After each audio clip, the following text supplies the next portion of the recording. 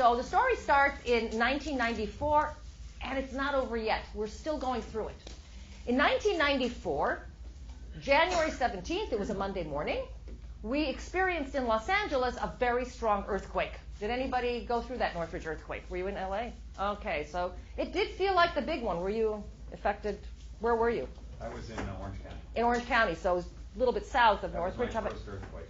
There was what? My first. Oh, your first earthquake. Oh, that's Damn tough. near moved. Yeah, yeah. It is. So if you've never experienced an earthquake, I mean, how many of you have experienced earthquakes? You've all been here. Oh, of course. Okay, so we know how scary they can be. We got lucky that morning because it was at 4:30. So most people were still in bed, lots of injuries avoided. Nevertheless, as soon as the earth quiets down, the city goes out to look for public damage. And they very quickly zero in on the focus of this story. One of the freeways in Los Angeles had collapsed. The I-10, the Santa Monica freeway, a full mile and a half, 10 lanes of traffic, down onto the surface streets below. We know what traffic is like in Los Angeles, and now this freeway has been taken from us. This becomes the focus of everybody's attention. That morning, I live 4 miles from this collapse. I'm going from station to station on the radio to see what's happened to the city, and that's all anybody's talking about. And experts are sprouting out of nowhere. You know how that happens in a crisis? They just show up. And they're all saying the same thing. They're all saying it's going to take 6 to 10 years to fix the freeway. And I'm thinking, how do they know that? The earthquake was an hour ago. Well, they're looking up here to the north.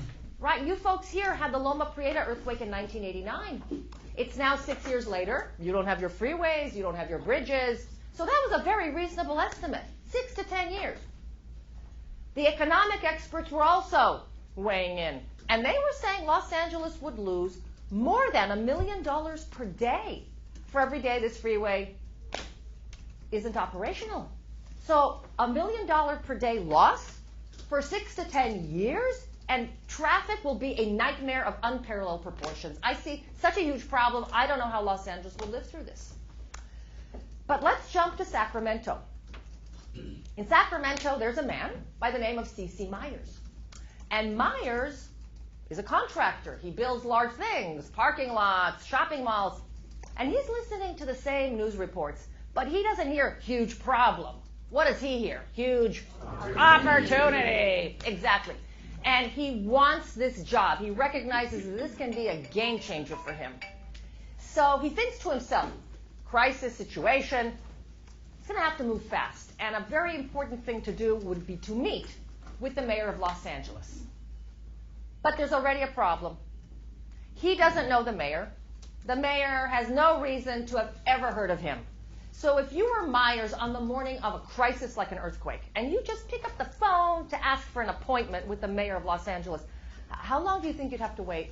For 6 to 10 years, right? It's just not going to happen. So he doesn't want to take that risk. You know, however, the concept 6 degrees of separation? Mm-hmm. You know somebody who has a friend. Well, Columbia University did a study and showed that we're no longer at 6 degrees of separation. We're now down to an average of 2 to 3 degrees of separation between you and anybody on this planet. And what we're going to see in this world of complexity, which will define what complexity is, strong leaders rely on friendships. You can't do it alone in a world of complexity. And so he thinks to himself, who do I know who could help me mediate this call? And he remembers a woman who worked with him on a parking lot about a year earlier.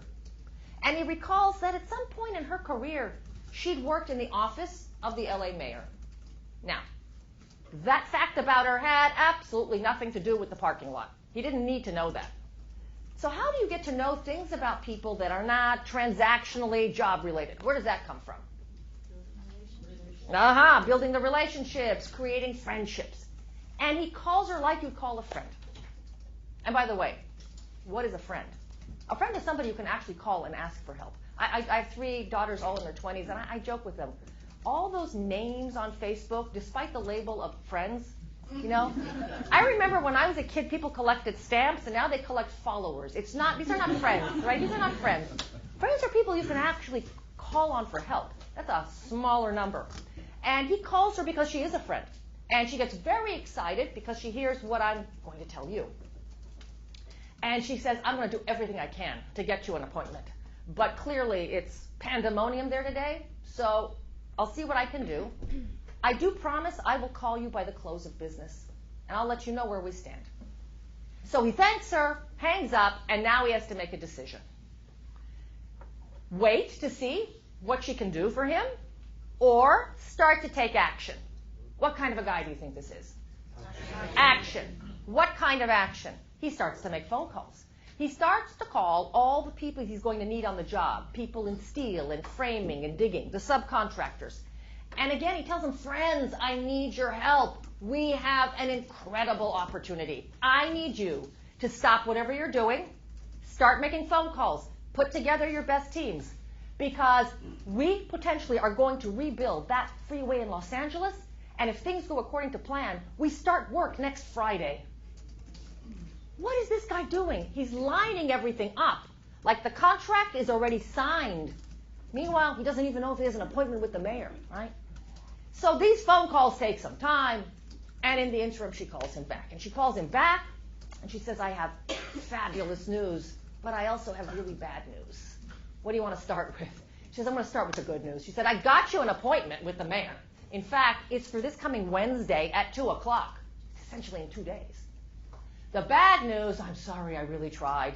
They were only willing to give a 15-minute window with the mayor. From his perception, is that bad news? No, he understands if he can't convince the mayor in 15 minutes, he hasn't done his homework. So he now has the 2 days. Of course, he thanks her and hangs up, and he's going to keep her involved. He has 2 days to think about what's going to be really important for this potential customer. And the good news for all of us, it doesn't matter who your customer is it always boils down to the same 3 things. Cost, quality, and schedule. Right? If you can do it faster, better, cheaper than anybody else, they're way behind you. You leave them in the dust. So it's cost, quality, and schedule. I want to pause the story for a minute and do a little sidebar explanation of something. Part of my background, I teach at the Anderson School at UCLA. I'm a professor of management, but I have a dual appointment. I'm also in the Department of Psychology. My background is as a cognitive psychologist, and my research interest very recently has been cognitive neuroscience, how the brain actually works and how it processes information and creates new information. And we're learning remarkable things about how we as people think. And so here's a little sidebar. You're going to hear the number 3 from me a lot today. The number 3 is a cognitively magical number. It's a number we can wrap our minds around. We can think in groupings of 3. We can go as high as 4, but beyond that, it overwhelms thinking. And just to demonstrate that to you, when you have 1 with lots of zeros after it, after how many zeros do you put the comma? There's a reason for that. Goldilocks and how many little bears? You know? When you start looking around you, you'll see 3s show up a lot because it's cognitively easier to process than bigger numbers. So let's come back. It's cost, quality, and schedule, those 3 major factors. Let's see how he approaches this customer on these issues. He walks into the mayor's office. It's 2 o'clock in the afternoon. And he understands the mindset, the frame of mind this customer is in. This is not the moment for chit-chatting about golf. You have to understand with empathy where this person is coming from. And empathy means not what you would be feeling in that position, but what they're actually feeling and thinking, whether you like it or not. And we need to talk about empathy as well. So let's do another little sidebar, because otherwise I might forget the story. Do you remember Hurricane Katrina? So Hurricane Katrina hits Louisiana, and people in New Orleans are left devastated. Some of them, drowned, and it was horrible. And many of them now without homes. When the government finally came up with a somewhat a temporary solution, here's what they thought would be a really fantastic offering for the people of New Orleans. They contracted with Princess Cruise Lines, Carnival Cruise Lines, and Royal Caribbean, and took some of those cruise ships off of their routes and parked them in the port of New Orleans, thinking we're going to offer free temporary housing to people who've been devastated. And look how generous we're being. Who wouldn't want to live on a cruise ship? How many people signed up to live on these cruise ships? Nobody. And you have to ask why. Well, let's think with empathy. What have these people just been devastated by? Water. They've seen people drown. They don't know how to swim. And you want them to go live on water? They're trying to get to Oklahoma. They want to stream up to Texas. They're trying to get as far away from water as they can. So had the government folks making that decision thought with more empathy about what these people are really thinking and feeling, they might have revisited that multi-million-dollar debacle. So let's come back. He's now in the mayor's office, and he's not going to chit-chat. He's going to get straight to the point, because that's what this moment requires.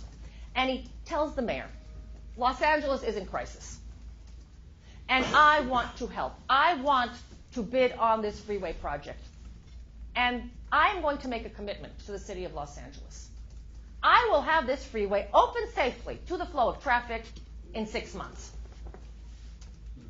What have all the experts been telling the mayor? 6 to 10 years, and the mayor knows the San Francisco story.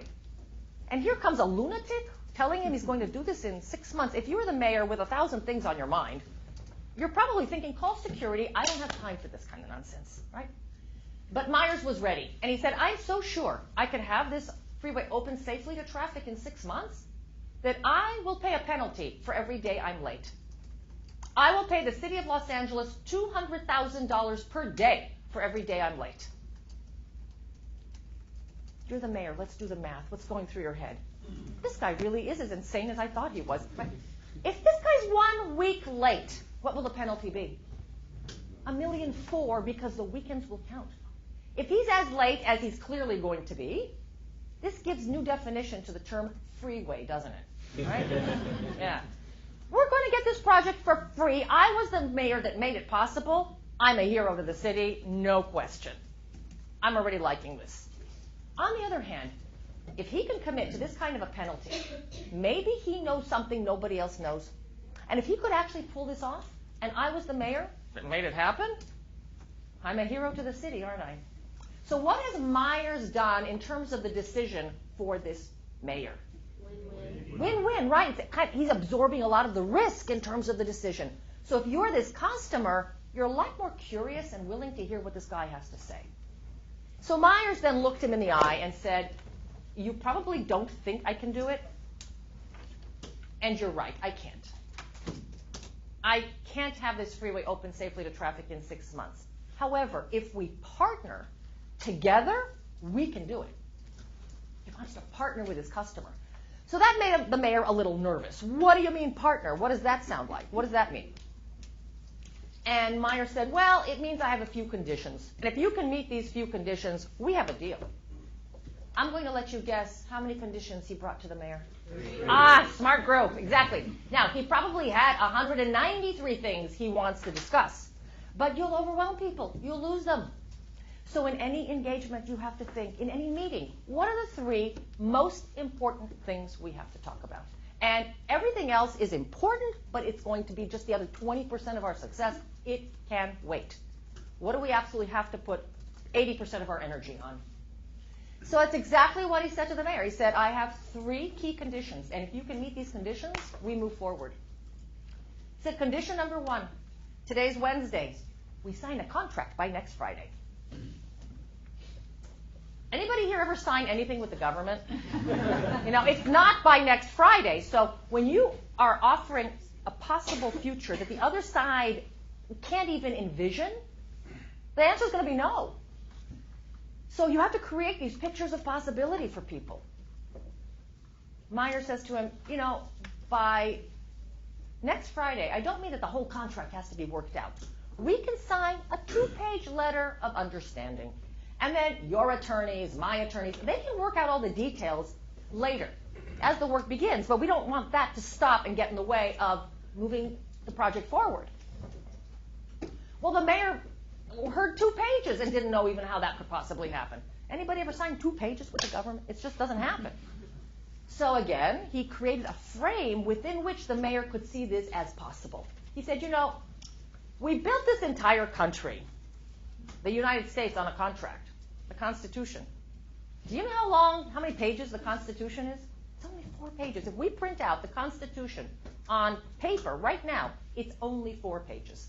Even if you add all the amendments that were added later, it's only 10 pages. So he said to the mayor, we built a whole country that started with 4 pages. We're not building a country. We're really not even building a freeway. We're rebuilding something that was already there. If we could build a country on 4 pages, we can reconstruct something and start with 2. And in that frame, and with a wink, right? And so in that frame, the mayor said, okay, if we can agree to everything else, we can get started with something by next Friday. Myers said, fabulous. Condition number 2. When we sign next Friday, the clock will start to tick on my 6 months. So my entire job team is going to be on site, and we move forward, we start to work. And the mayor almost fell out of his chair. He said, what are you talking about? You can't do that. It's interesting. For Myers, the word no is just the beginning of the conversation. It never ends a conversation. And Myers said, well, what's wrong? And the mayor explained, well, you know, the engineers haven't even begun to draw up the plans. And that's going to take weeks. And that's not the end of it. Once the plans are drawn, it's going to have to come to Nicola. She's in charge of an approval committee. Now, when the plans come to her committee, will they just sign off on it instantly, do you think? Of course not. Why? Because she has to show she's adding value, right? So she's going to, right? So she's going to have to put her fingerprint on it and ask for some changes and some rework, and it'll go back and forth, and more weeks will go by, and finally the team approves the plans. Oh, but that's not the end of it. Then it goes to Tony's approval committee. He's not going to sign them right away either. He's got to add value. There are 6 such approval committees. This is going to take months. And Myers said, I know, but not on this job. On this job, the engineers are going to get together in a great room like this. And in the room with them from day one will be Nicola and Tony and members of other approval committees. And those auditors will give those engineers input as the plans are being drawn instead of that sequential feedback that goes back and forth. At the same time, my entire crew can be on site because there's a lot of stuff to do that's not dependent on the plans. I need to remove all the rubble. I can start the digging. So essentially, condition number 2 is that everything moves concurrently. Everyone moves from day one forward together. And the mayor was willing to accept that. That was more of an operations shift and seemed doable. So the mayor agreed. At this point, Myers got very serious. And he said, condition 3 is the deal breaker. And I will walk away from this project if we can't agree on this one. And it has to do with inspectors. Uh-oh. You're the mayor, and you hear this deal breaker issue about inspectors. What's going through your head? What are you thinking about? What are you assuming? Quality. Uh-oh. Remember, it's cost, quality, and schedule. He's going to cut corners. That's how he's going to do it. Quality will suffer here. He doesn't want to have any inspectors on the job. I'm showing him the door. That's not going to work. And Myers turned to the mayor and he said, listen, something happened on my last job. And I vowed I'm not letting it happen again. I'm done with that. So here's the issue, he said. I was working on a parking lot. And we had to dig a foundation in the ground. So these steel cages come together, thousands of rods of steel. It took us 6 weeks to put them together. Once they're in the ground, the inspector has to come and make sure they're safe so that we can pour the concrete. The inspector came and found a mistake. And the inspector was 100% right. It was a safety problem, and we needed to fix it. He said, what killed me is that it turned out that the rods of steel we'd put together on the very first day were the wrong size. And the only way to safely fix it was to undo and redo all 6 weeks of work. That meant that 6 weeks of work were wasted, and we had to start over and redo that, and I never want to have to do that again. Had the inspector been on the job site the day we made the mistake, we would have fixed it within the hour and been done with it. So my requirement is that the inspector has to be part of my team. I don't want to hear 6 weeks from now something that does me so much more value to hear the day it happens. So inspector is going to be my partner. The mayor was shocked. This was absolutely the opposite of what he was anticipating. So they had a little conversation about quality control versus quality assurance. So quality control are these spot checks. And quality assurance means it's built into the system. And the mayor was willing to agree to dedicate inspectors to the job. Now, this is the deal breaker, so it looks like we're coming close. At this point, however, the mayor isn't now looking at his clock so much anymore and the watch and what's the time. He's developed a relationship with the guy. He's curious, and they're having a conversation. And Myers, the contractor, asks him, tell me, I'm very curious, how is the city losing $1 million per day? Where's that coming from? Oh, okay, he explains it. And then he says to the mayor, tell me, because I'm committing to a penalty for every day I'm late, I think we should put something down on paper about a potential bonus. If I could open this freeway one day ahead of our schedule and $1 million per day, that's a good bonus. Yeah. Good bonus. Yeah. It sure is, yeah? Well, there's where the mayor had to draw the line. He's not committing even on paper to that kind of money, even though he thinks it's not going to happen. What they finally agreed on is quid pro quo, right? If he's committing to $200K as a penalty, the city would commit to $200,000 per day as a bonus for every day it can be open ahead of an agreed upon schedule. So, can they just sign papers? No. This is a government job. It has to go out for competitive bidding. Do you have competitors? Of course you do. So does he. So companies across the state are told that evening, we have a bid for a 6-month schedule with a penalty of $200,000 per day. How many competitive bids do you think came in? None. Nobody had a clue how he was going to pull this off. So he got the job. Excellent. Let's jump to Friday. Everybody's going to be on that job is there that morning. And our Mr. Myers has to inspire them and motivate them towards behaviors that will be critical on this job. So what's going to be important? What will people have to do on this job like they've never done before? Work together, communicate. 24/7, work faster and more like you've ever worked in your life. Speed is going to be of the essence. Now, how do you motivate people to do anything? In this case, work with speed, but anything. How do you do that? Where does that come from? You have money. Okay? It's been in all the papers about this potential bonus. And if he fails to mention any of that, and these workers are actually paid by the day, what's in their best interest financially? More days, right? Drag it out. He understood that. So he had a financial incentive plan. He was going to share the bonus. He made it absolutely clear so everybody understood it was in their financial interest to work with speed. But if you assume that money is the sole motivator, could you potentially leave really critical things off the table and you just don't know what they are? Yeah. So what's the easiest way to find out what's important to people? Ask them. And that's what he did. He said, people, this is a critical goal for the city of Los Angeles. I mean, gridlock. Parents can't pick up kids. People can't get to work. We know what a nightmare it is. So we see how important it is. However, the only way it's going to happen is through you. My entire role on this job as a leader, my role is to support you and give you what you need to make it happen. So tell me, let's talk about it. What do you need? And some of the things they ask for are just so stunningly small. It's shocking how little things can have such a big impact on people. We just don't know what they are. Some of the folks said that they want to bring boom boxes to listen to music so everybody can kind of keep the beat going. Be my guest. There's no law against that. Just don't annoy people around you. Here's the one everybody rallied around, though. I mean, everybody, the energy change. Somebody said, how about every Friday at 5 o'clock, we have a big beer and pizza party here on the job site? Isn't it amazing what food and alcohol will do to people? It never fails because it attracts a different part of the brain that we're going to get to later. Now, unfortunately, they have just asked for alcohol.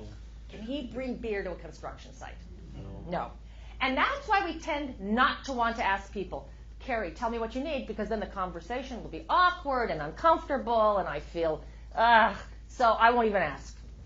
But here's something fascinating about people.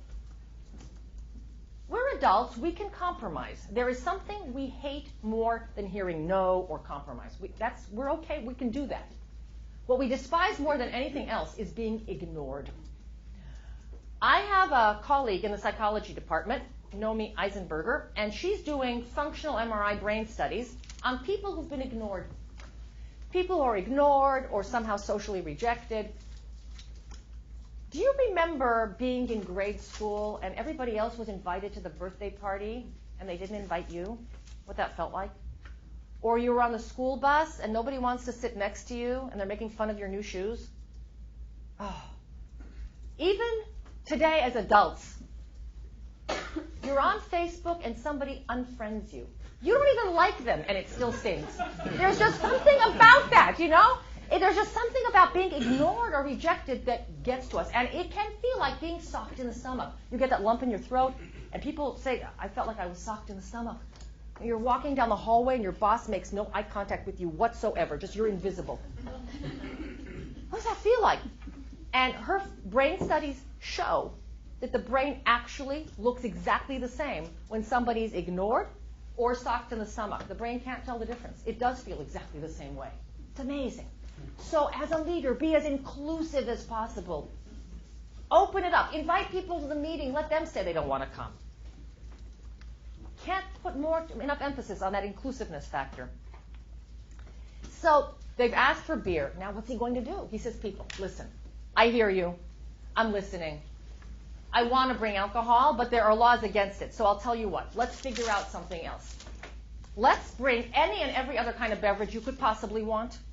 And let's not stop at pizza. Let's make it a real feast. Let's turn this into a celebration every Friday. We'll have a barbecue. We'll really figure out, something special to do every Friday. And I thought, isn't that awesome what he came up with? Because what he's essentially saying is, let's celebrate the project every Friday. When do we typically celebrate projects? At the end, we celebrate the outcome. We don't do enough to celebrate the process, to celebrate who we are as a team moving forward. Remarkable. So they feel listened to, they're excited. Now, the work is going to begin. Do you think that Myers has a plan for how he's going to achieve this seemingly impossible goal? He's got to have some kind of a plan, right? And the plan better not be, hope everything works out, right? He's got to have a plan. Now, how many of you make plans? Of course you make plans. If this is your life, from here to here, of the plans you make, what percentage work out exactly the way you wanted with no deviation at all? Zero. But we adapt. One of the amazing aspects of the human organism is how adaptive we are. We can improvise. And we're so good at it until we get to work. When we get to work, somehow that all fades away. And when the plans don't work, we're in a frenzy. So something we will talk about later today is adaptive planning. Planning in a way more aligned with how the mind can in fact adapt. I'm going to share with you 2 things that did not go according to plan on this project.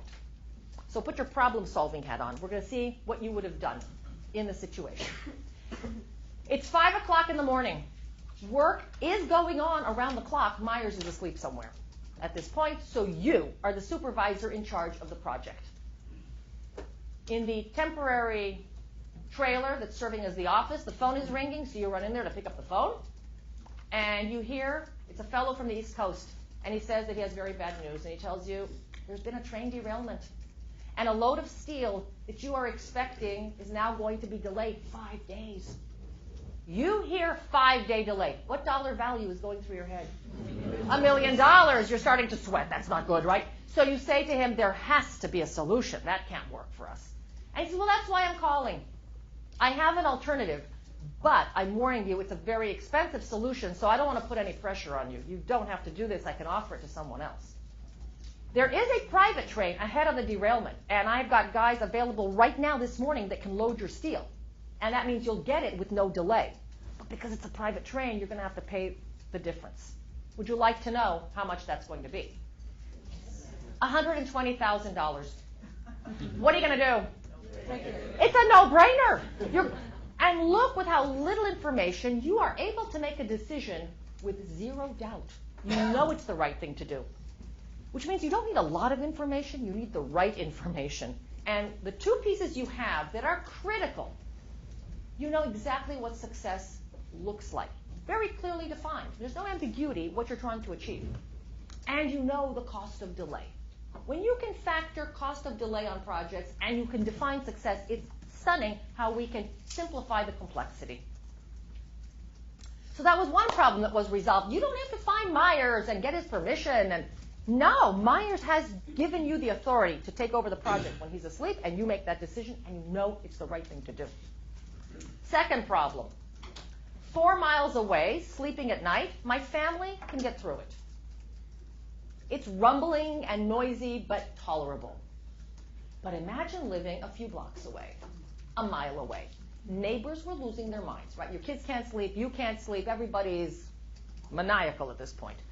And they decided they can't take it anymore. And with enough grumbling and neighbors banding together, they found attorneys also living in the neighborhood who helped craft a legal demand that he stop working at night. You are Myers, and you get this on your desk, a very legal document demanding that you stop working at night. That's going to kill your schedule. You are not going to be able to do this in 6 months without working at night. So let's get generous and creative. What are some things we could offer the neighbors to try and solve that problem? Temporary housing. Temporary housing, one possibility. What else? Wall or something. Okay, I like a wall, some kind of a sound barrier, right? Invite them to the party on Friday. The beer. Send them beer, lots of beer, right? Invite them to the party. We could come up with some fabulous ideas. We really could come up with terrific ideas. But what's the risk? We come to the neighbors with these very generous ideas. What might they say? No. They might say no. In fact, you make them angry. Just stop working at night. Leave me alone with sound barriers. He doesn't want to take that risk. So what he does instead is he invites these neighbors to a meeting, and he treats them like the stakeholders they actually are. And he tells them, people, you are right. It is noisy. It is dirty. It's very difficult to live through. I know. I'm living in your neighborhoods. I'm sleeping here. I get it. What we're trying to do is restore your neighborhoods to normalcy within 6 months. The projections are 6 to 10 years. So if 6 months is a goal that you want to work with us towards, let's talk about ways to make these 6 months more tolerable. Can't guarantee perfect, but better than they are right now. And the neighbors began to discuss it and realized that they had some skin in the game, and it was worth it. And came up with all sorts of ideas, like sound barriers and earplugs, the same ideas. He could have tried to bring to them, and they might have rejected, because they're involved in the conversation, and they generate the ideas. These things become the solution. Okay, so not to take the story any further. Those of you who don't know or don't remember, how long did it take Myers and his team to have this Santa Monica freeway restored safely to the flow of traffic? Who thinks it took longer than 6 months? Beautiful. How would I get so excited? You are right. It's less than 6 months. Hang on to your chairs. This freeway was opened safely to the flow of traffic in 66 days. Wow. Yes, and who decided it was safe? The inspectors, essentially the customer. The inspectors working for the customer said, we are ready to take delivery. It wasn't the provider saying, oh, it's ready, and who knows what bugs are in it, right? This was the customer saying, we've tested, this is what we want. In fact, it was incredibly dramatic. It was about 10 o'clock at night, and the local news anchor came on and said, there are some rumors that the freeway is going to reopen sometime tomorrow morning. And I can't believe my ears. I'm going to stay up and watch. Didn't have to wait very long. It was just a few minutes before midnight, and the whole thing was open, day 66. Why is that better than a few minutes after midnight? It's another $200,000, yes. The bonus was over $20 million, and he deserved every penny of it, But my question to you is, what made it possible? What was so compelling about what he brought to this project, so innovative in his thinking, that made it possible? And so I'll ask you to talk around your tables, and this is a good moment to introduce yourselves, meet the people at your tables, and talk for about 5 minutes, 7 minutes, and then we'll come back and discuss what resonated with you in the story.